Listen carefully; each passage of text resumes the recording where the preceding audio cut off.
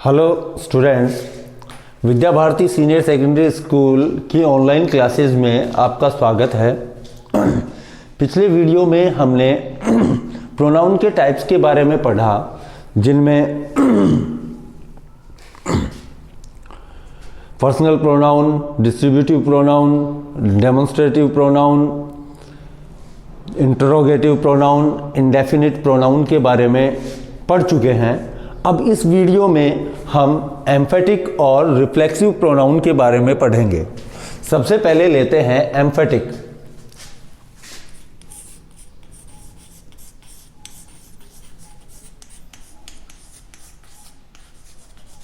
Emphatic pronoun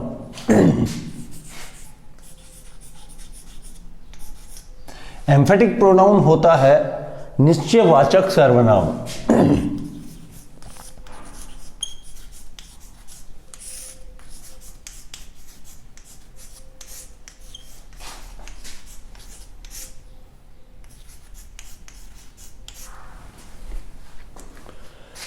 अब इस जो निश्चयवाचक प्रोनाउन है, इसका प्रयोग किस स्थिति में किया जाता है और क्यों किया जाता है, सबसे पहले यह जानना जरूरी है कि दिस प्रोनाउन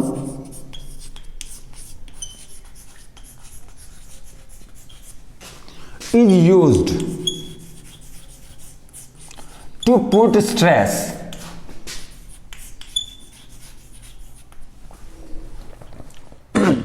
कि इस प्रोनाउन का प्रयोग किसी भी सर्वनाम को निश्चितता प्रदान करने के लिए किया जाता है, स्ट्रेस डालने के लिए किया जाता है, निश्चितता का बोध कराने के लिए इस प्रोनाउन का प्रयोग किया जाता है।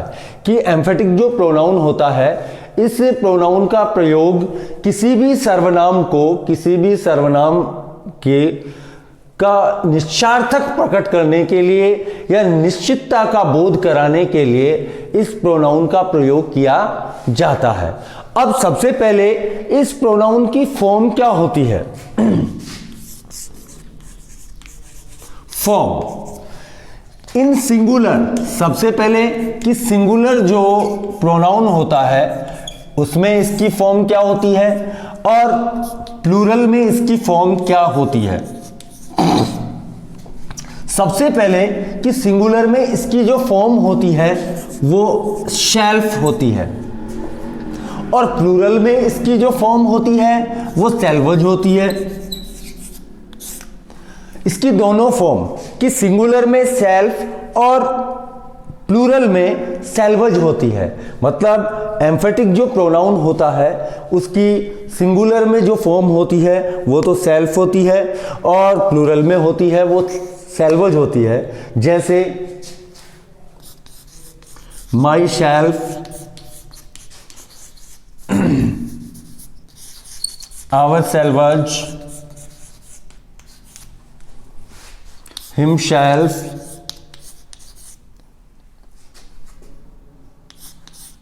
Your shelf, your सेल्वज,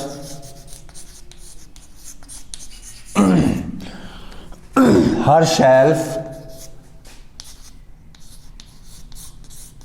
its shelf, themselves। इस तरीके के जो प्रोनाउंस होते हैं वो एम्फेटिक प्रोनाउन होते हैं। हालांकि फॉर्म में रिफ्लेक्सिव प्रोनाउन में भी जो प्रोनाउंस की फॉर्म होती है वो भी यही होती है। रिफ्लेक्सिव प्रोनाउन अभी इसके जस्ट बाद में पढ़ेंगे, पहले एम्फेटिक प्रोनाउन पढ़ रहे हैं। तो एम्फेटिक प्रोनाउन जो है इसकी फॉर्म सिंगुलर में तो शेल्फ होती है और प्लूरल में शेल्वज होती है। Myself, ourselves, himself, yourselves, herself, itself, themselves, ये इसकी फॉर्म होती है कि इन प्रोनाउंस का प्रयोग इस तरीके से किया जाता है। अब देखते हैं आगे कि एम्फेटिक प्रोनाउन का किस तरीके से प्रयोग किया जा सकता है।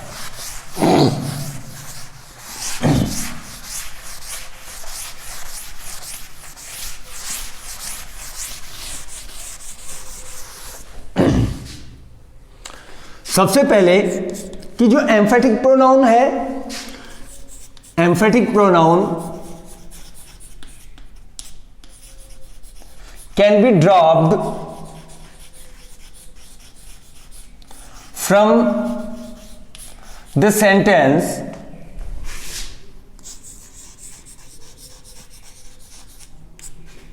without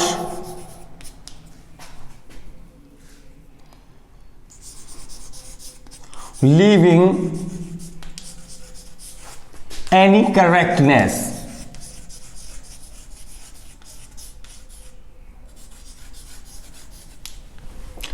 सबसे पहली बात तो कि emphatic pronoun can be dropped from the sentence without leaving any correctness, कि हम वाक्य में एम्फेटिक प्रोनाउन का प्रयोग जो किया जाता है उसको वाक्य में बिना कोई कमी किए, अर्थात बिना कोई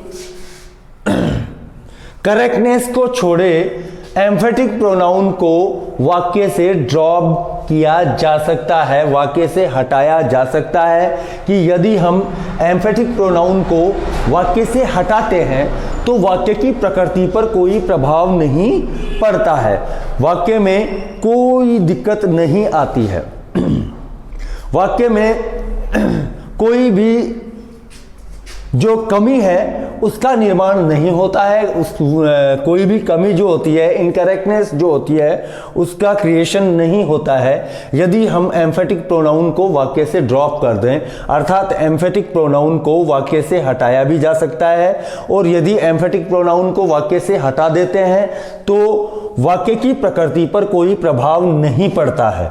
दूसरी चीज लेते हैं कि एम्फेटिक प्रोनाउन, जो एम्फेटिक प्रोनाउन है कि उसका प्रयोग कहां किया जाता है। Emphatic pronoun is used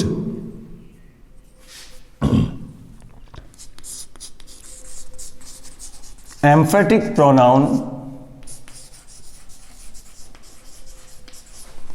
is used just is used either just after the word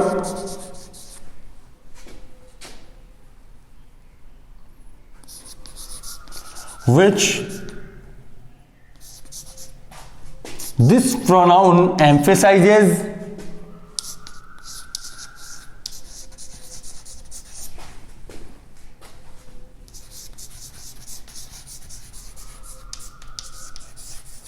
or at the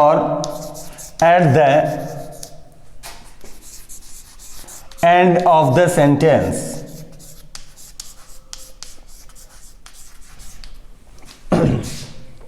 कि emphatic pronoun is used either just after the word which this pronoun emphasizes और at the end of the sentence. कि emphatic pronoun जो है, निश्चयवाचक सर्वनाम जो है, उसका प्रयोग या तो उस शब्द के ठीक बाद में किया जाता है जिसके ऊपर यह स्ट्रेस डालता है, या जिस प्रोनाउन के का यह निश्चार्थक का बोध कराता है या निश्चितता का बोध कराता है, और या वाक्य के अंत में इसका प्रयोग किया जाता है। अर्थात एम्फेटिक प्रोनाउन का प्रयोग कहां किया जाता है, उसका स्थान कौन सा है, कि एम्फेटिक प्रोनाउन का वाक्य में प्रयोग कहां कहां किया जा सकता है। कि एम्फेटिक प्रोनाउन का वाक्य में प्रयोग दो जगह किया जा सकता है। एक तो उस शब्द के ठीक बाद में जिसके लिए इसका प्रयोग किया जा रहा है, जिसको एम्फेसाइज करना होता है। दूसरा, वाक्य के अंत में इसका प्रयोग किया जा सकता है। अर्थात इसमें दो कंडीशंस होती हैं जो क्लियर हो जाती है यहां पर, कि पहली, एम्फेटिक प्रोनाउन को वाक्य से हटाया जा सकता है और हटाने पर भी वाक्य की प्रकृति पर कोई प्रभाव नहीं पड़ता है। दूसरा, इसका स्थान होता है या तो यह उस शब्द के ठीक बाद में आता है जिसको इसे एम्फेसाइज करना होता है, और या वाक्य के अंत में इसका प्रयोग किया जाता है। अब एग्जाम्पल के द्वारा देखते हैं कि इसका प्रयोग कैसे किया जाता है।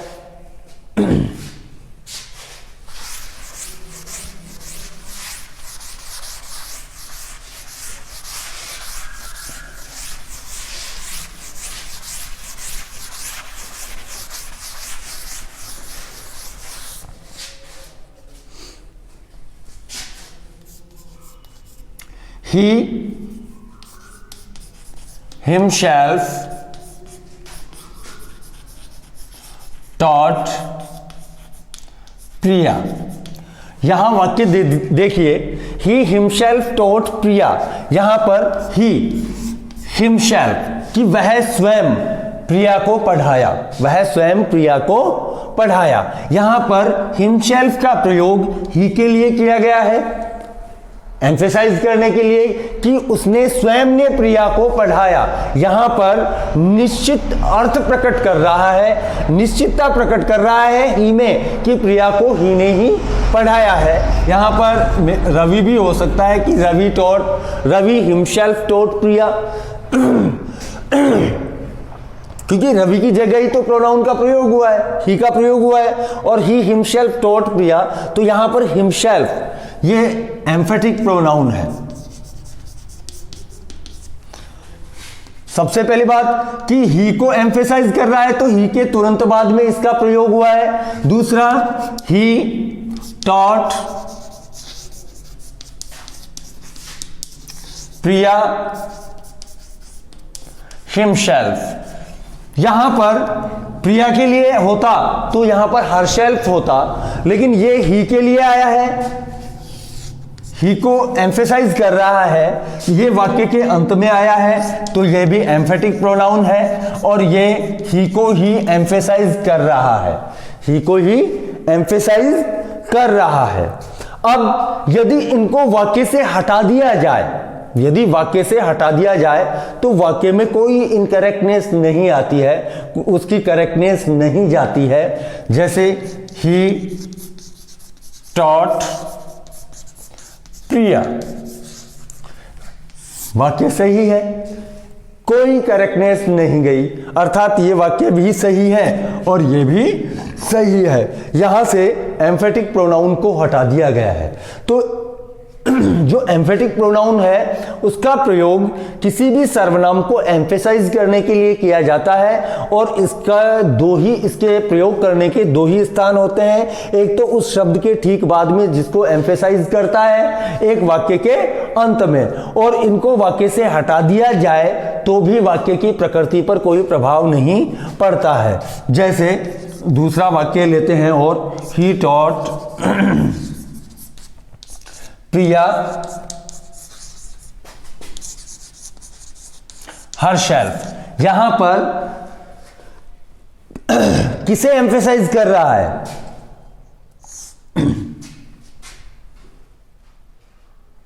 प्रिया को।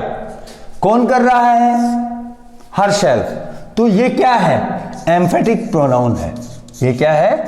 एम्फेटिक प्रोनाउन है, क्योंकि ये प्रिया को एम्फेसाइज कर रहा है। तो इस तरीके से एम्फेटिक प्रोनाउन का प्रयोग किया जाता है। अब चलते हैं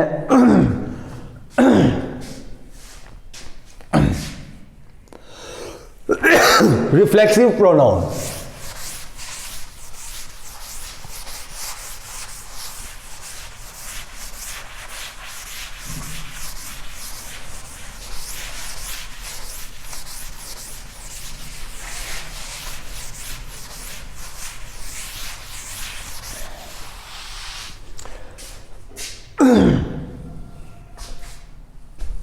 रिफ्लेक्सिव प्रोनाउन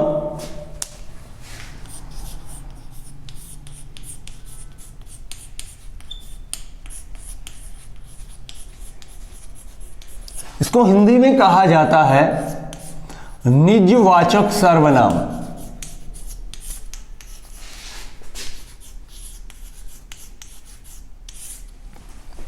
सबसे पहले कि इसका प्रयोग कैसे किया जाता है, ये किसका फंक्शन करता है, ये किसके रूप में कार्य करता है, सबसे पहले ये इसके बारे में समझते हैं कि सबसे पहले इसका जो फंक्शन होता है रिफ्लेक्सिव प्रोनाउन का वो क्या होता है, इसका प्रयोग किसके रूप में किया जाता है।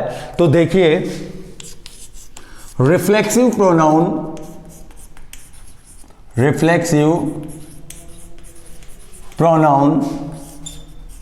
functions as an object.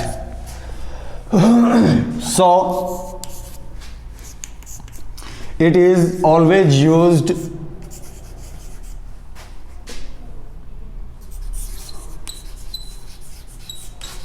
after the verb.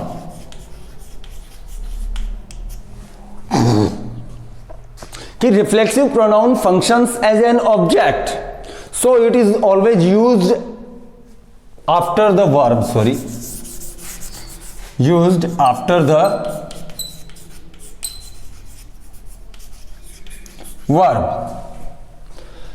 कि reflexive pronoun functions as an object, so it is always used after the verb. कि रिफ्लेक्सिव प्रोनाउन का प्रयोग एक ऑब्जेक्ट के रूप में किया जाता है, एक कर्म के रूप में किया जाता है, वाक्य के कर्म के रूप में किया जाता है। सो इट इज ऑलवेज यूज्ड, इसलिए इसका प्रयोग हमेशा प्रयोग आफ्टर द वर्ब, वर्ब के बाद में किया जाता है। कि जो निजवाचक सर्वनाम है वो एक ऑब्जेक्ट का काम करता है, ऑब्जेक्ट के रूप में कार्य करता है, इसलिए हमेशा इसका प्रयोग वर्ब के बाद में किया जाता है। दूसरी बात कि reflexive pronoun can not be dropped from the sentence. Reflexive pronoun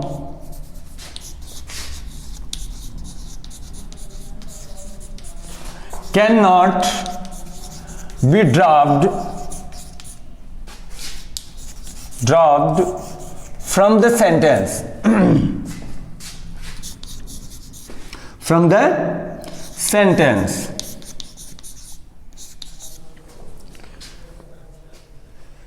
if we dropped it from the sentence, we shall create।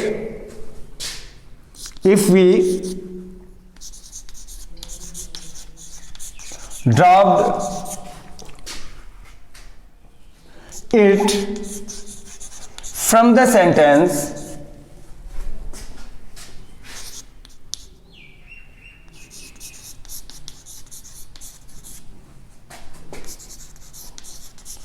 we shall create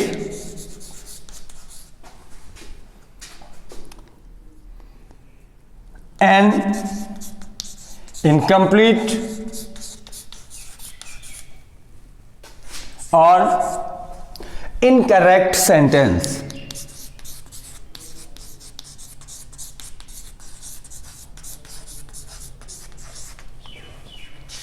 देखिए reflexive pronoun can not be dropped from the sentence, कि reflexive pronoun को वाक्य से हटाया नहीं जा सकता है। एम्फेटिक प्रोनाउन पढ़ा, एम्फेटिक प्रोनाउन को वाक्य से हटाया जा सकता है और वाक्य की प्रकृति पर कोई प्रभाव नहीं पड़ता।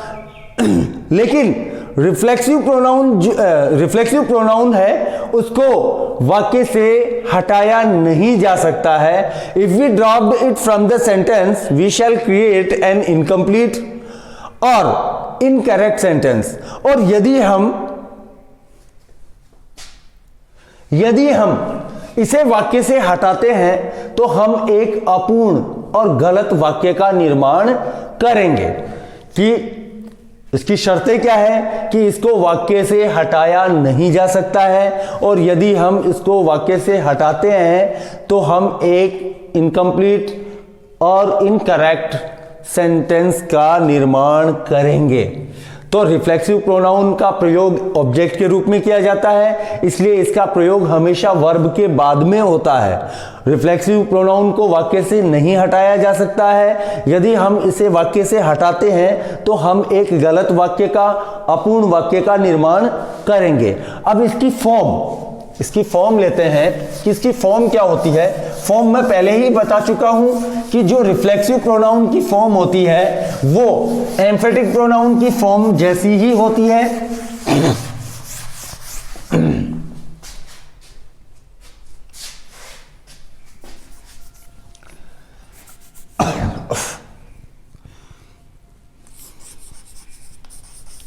इन सिंगुलर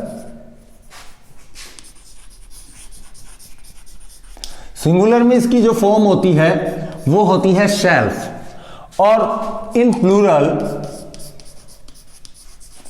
प्लूरल में इसकी जो फॉर्म होती है वो होती है सेल्वज।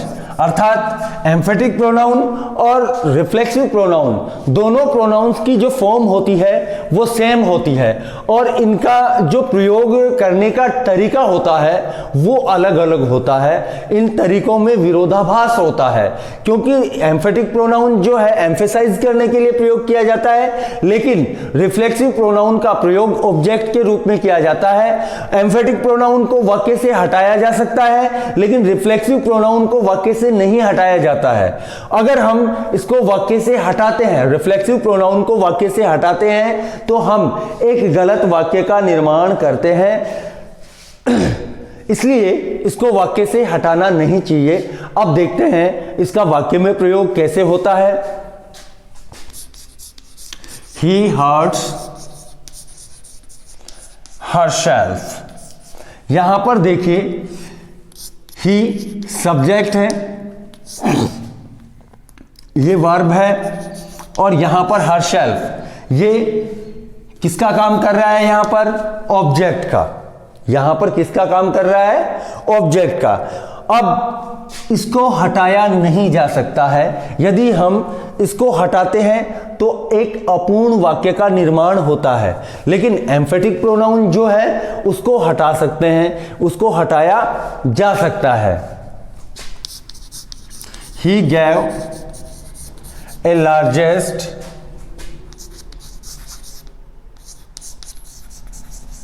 amount to himself। यहां पर देखिए इसका प्रयोग जो है ऑब्जेक्ट के रूप में किया गया है, इसलिए इसको वाक्य से नहीं हटाया जा सकता है। यदि हम एम्फेटिक प्रोनाउन की बात करें तो प्रिया taught me herself। यहां पर herself जो है प्रिया को एम्फेसाइज कर रहा है, लेकिन यहां पर हिमसेल्फ है, ये ऑब्जेक्ट का काम कर रहा है, हरसेल्फ ऑब्जेक्ट का काम कर रहा है, तो यहां ये रिफ्लेक्सिव प्रोनाउन है। और यहां ये भी रिफ्लेक्सिव प्रोनाउन है, जबकि यहां पर ये एम्फेटिक प्रोनाउन है। अब इसको यदि वाक्य से ड्रॉप कर दें तो कोई फर्क नहीं पड़ता है, लेकिन इनको यदि वाक्य से ड्रॉप करते हैं, वाक्य से हटाते हैं, तो हम एक अपूर्ण और एक गलत वाक्य का निर्माण करते हैं। तो रिफ्लेक्सिव और एम्फेटिक प्रोनाउन जो है सेम फॉर्म में होते हैं, लेकिन इनका प्रयोग अलग अलग होता है। कि हम वापस से एक बार रिपीट करते हैं कि एम्फेटिक प्रोनाउन जो है उसकी फॉर्म और रिफ्लेक्सिव प्रोनाउन की फॉर्म सेम होती है। Reflexive pronoun, emphatic pronoun. Emphatic pronoun सिर्फ प्रोनाउन को एम्फेसाइज करने के लिए, शब्द को स्ट्रेस डालने के लिए, शब्द पर स्ट्रेस डालने के लिए उसका प्रयोग किया जाता है। उसको वाक्य से हटाया भी जा सकता है, और उसको यदि वाक्य से, एम्फेटिक प्रोनाउन को वाक्य से हटाते हैं तो वाक्य की प्रकृति पर कोई प्रभाव नहीं पड़ता है। जबकि रिफ्लेक्सिव प्रोनाउन की फॉर्म भी वही होती है।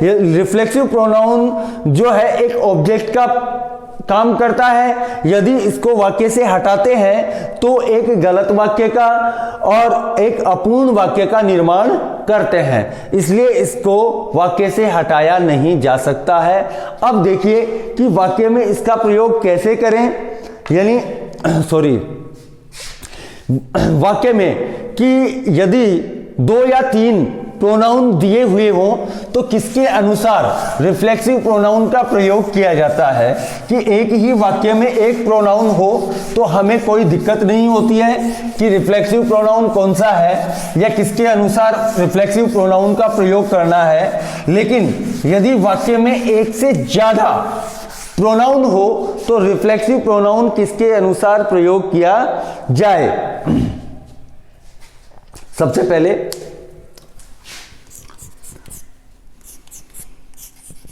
when there is first person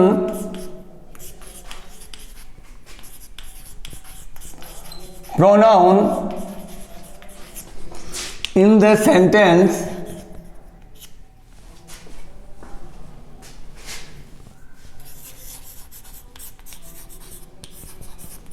then reflexive pronoun according to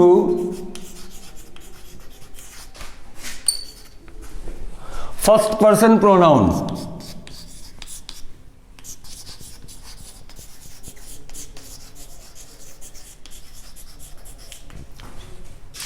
when there is first person pronoun in the sentence, then reflexive pronoun according to first person pronoun।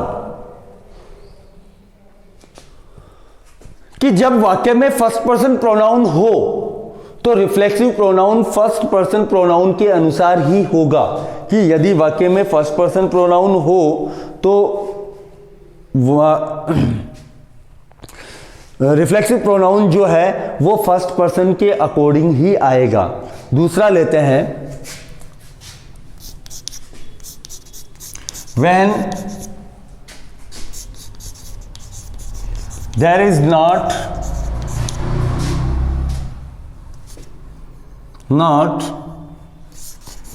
first person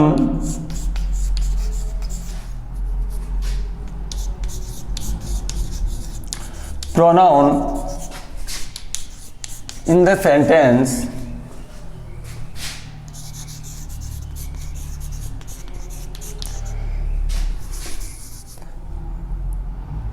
and we have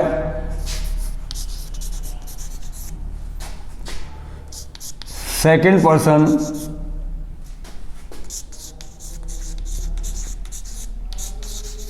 pronoun in the sentence,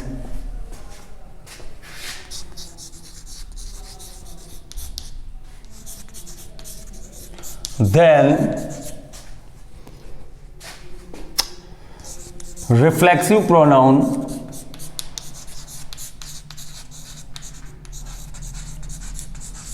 according to the second person pronoun,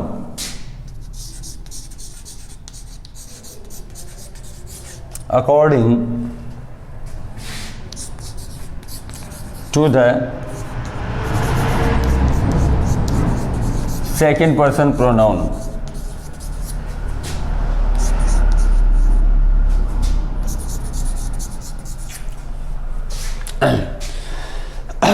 कि किसके अनुसार इस reflexive pronoun का प्रयोग किया जाता है कि जब वाक्य में फर्स्ट पर्सन प्रोनाउन हो तो रिफ्लेक्सिव प्रोनाउन फर्स्ट पर्सन के अनुसार होता है। When there is not first person pronoun in the sentence and we have second person in the sentence, then reflexive pronoun according to the second person pronoun. कि first person pronoun वाक्य में नहीं हो और सेकंड पर्सन प्रोनाउन वाक्य में हो तो reflexive pronoun second person pronoun के अनुसार प्रयोग किया जाता है। अब इसके लिए मैं आपको एक वही बना देता हूं कि एक सारणी टाइप में, जिससे आपको ध्यान में रहे कि किसके अकॉर्डिंग रिफ्लेक्सिव प्रोनाउन का प्रयोग किया जाता है।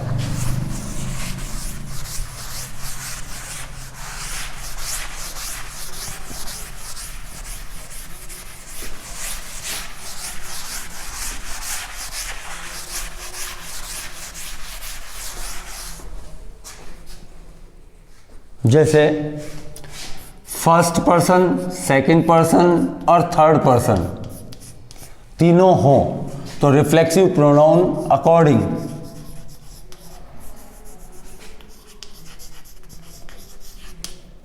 To first person pronoun. फिर सेकंड पर्सन थर्ड पर्सन हो तो according to second person pronoun. First second हो तो according to first person pronoun.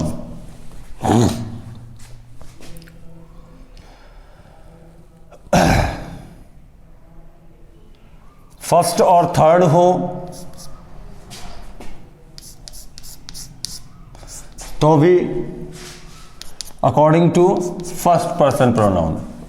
यानी यदि वाक्य में first second third person pronoun हो तो फर्स्ट पर्सन के अनुसार ही रिफ्लेक्सिव प्रोनाउन आएगा, सेकंड पर्सन और थर्ड पर्सन हो तो सेकंड पर्सन के अनुसार रिफ्लेक्सिव प्रोनाउन आएगा, फर्स्ट पर्सन और सेकंड पर्सन हो तो फर्स्ट पर्सन के अनुसार ही रिफ्लेक्सिव प्रोनाउन आएगा, फर्स्ट पर्सन और थर्ड पर्सन हो तो रिफ्लेक्सिव प्रोनाउन फर्स्ट पर्सन के अनुसार ही आएगा। जैसे you he and I must not fool. You, he and I must not fool। अब रिफ्लेक्सिव प्रोनाउन किसके अनुसार होना चाहिए? सेकंड पर्सन प्रोनाउन भी है, थर्ड पर्सन प्रोनाउन भी है और फर्स्ट पर्सन प्रोनाउन भी है। तो यहाँ पर किसके अनुसार रिफ्लेक्सिव प्रोनाउन होना चाहिए कि देखिए first person second person third person तीनों हो तो अकॉर्डिंग टू फर्स्ट पर्सन। तो फर्स्ट पर्सन कौन सा है? आई। आई का रिफ्लेक्सिव प्रोनाउन क्या होता है? अब वो तीनों के लिए प्रयोग किया जाएगा क्योंकि तीनों प्लूरल होते हैं, तीनों प्लूरल होते हैं। यदि एक के लिए किया जाए तो माई सेल्फ हो सकता है आई का, लेकिन ये तीनों के लिए प्रयोग किया जा रहा है इसलिए यहां पर ourselves, ourselves। दूसरा लेते हैं you and he। you and he must not fool। अब यहां पर क्या आना चाहिए? you और he सेकंड पर्सन प्रोनाउन है, थर्ड पर्सन प्रोनाउन है, तो यहां पर सेकंड पर्सन प्रोनाउन के अनुसार रिफ्लेक्सिव प्रोनाउन का प्रयोग किया जाएगा। तो यहां पर क्या हो जाएगा? योर सेल्व्स, क्योंकि वो दोनों के लिए आएगा, यू अकेले के लिए नहीं, यू और ही दोनों के लिए। तो यहां पर हो जाएगा योर सेल्व्स, रिफ्लेक्सिव प्रोनाउन हो जाएगा योर सेल्व्स। अगर हम दूसरा लेते हैं कि you and I must not fool. You and I must not fool। यहां पर रिफ्लेक्सिव प्रोनाउन फर्स्ट पर्सन है, सेकंड पर्सन है। यदि फर्स्ट पर्सन और सेकंड पर्सन हो तो फर्स्ट पर्सन के अकॉर्डिंग रिफ्लेक्सिव प्रोनाउन लिया जाता है, तो आई के अनुसार रिफ्लेक्सिव प्रोनाउन लिया जाएगा। तो यहां पर हो जाएगा आवरसेल्व्स दोनों के लिए। इस तरीके से रिफ्लेक्सिव प्रोनाउन का प्रयोग किया जाता है। अर्थात यदि वाक्य में first person second person third person pronoun हो तो फर्स्ट पर्सन के अकॉर्डिंग ही रिफ्लेक्सिव प्रोनाउन रखा जाता है। यदि वाक्य में सेकंड पर्सन और थर्ड पर्सन प्रोनाउन हो तो सेकंड पर्सन प्रोनाउन के अनुसार रिफ्लेक्सिव प्रोनाउन रखा जाता है। वाक्य में फर्स्ट पर्सन और सेकंड पर्सन प्रोनाउन हो तो फर्स्ट पर्सन प्रोनाउन के अनुसार रिफ्लेक्सिव प्रोनाउन रखा जाता है, और वाक्य में फर्स्ट पर्सन और थर्ड पर्सन हो तो फर्स्ट पर्सन प्रोनाउन के अनुसार रिफ्लेक्सिव प्रोनाउन रखा जाता है। इस तरीके से प्रोनाउन का प्रयोग किया जाता है। ये होते हैं एम्फेटिक और रिफ्लेक्सिव प्रोनाउन कि एम्फेटिक और रिफ्लेक्सिव प्रोनाउन का वाक्य में किस प्रकार से प्रयोग किया जाता है। अब यदि आपको हमारा ये वीडियो पसंद आया हो तो लाइक करें, हमारे चैनल को सब्सक्राइब करें और बेल आइकन को दबाएं। और यदि हमारे टॉपिक से संबंधित आपको कोई समस्या होती है तो आप कमेंट बॉक्स में लिखें। नमस्ते।